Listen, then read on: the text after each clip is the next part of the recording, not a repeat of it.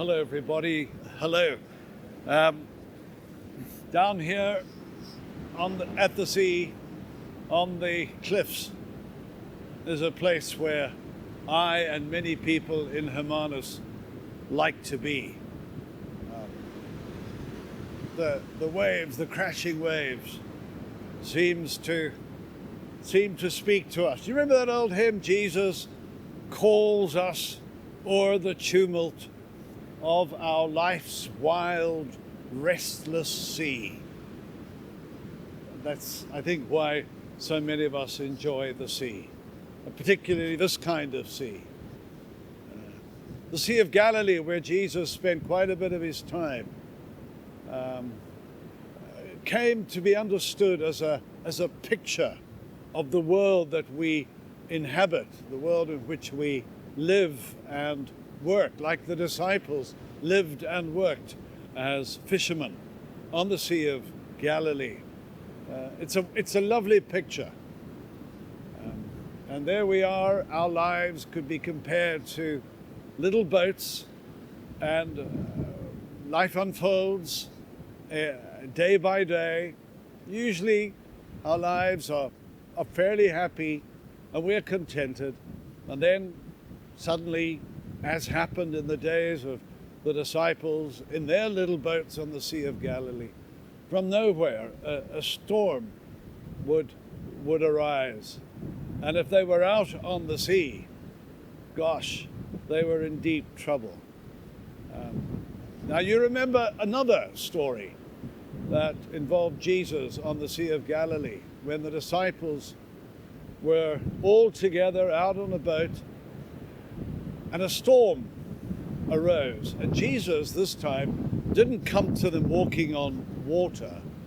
Jesus was in the boat, and the waves were hammering, battering this boat.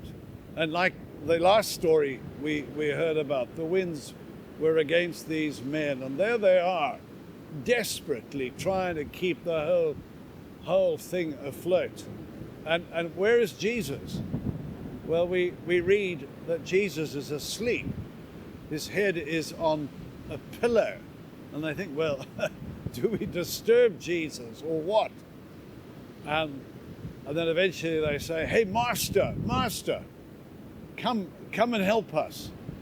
Don't you care about our misfortune? We're about to go down. And Jesus, in that moment, supreme moment, you remember, rises. And it's just not that he woke up and spoke to the wind of the wave. He rises. The Bible's quite careful to describe that he kind of draws himself up to his full height, and addressing the wind and the waves, he says, "Peace, be still." And then everything went calm. And the disciples looked at this incredible scene. 1 minute, their lives under threat. The next moment, all is calm. They are safe. And then they say to one another, "What manner of man is this, that the winds and the waves obey him?" Now, we've been talking this week about the storms that have hit us. No, not just the Cape of storms, the storms that are so typical of this time of the year, but the COVID storms in which we are all caught up in. And so many people say, well, Lord, where are you? Where are you in all this? Well, let me tell you, Jesus is in the heart of the storm. He is the one who is in charge of these things. He has not lost control of it. And he wants you and I to be his disciples. He wants you and I to continue to be people of healing, people of hope, people who are there to help one another.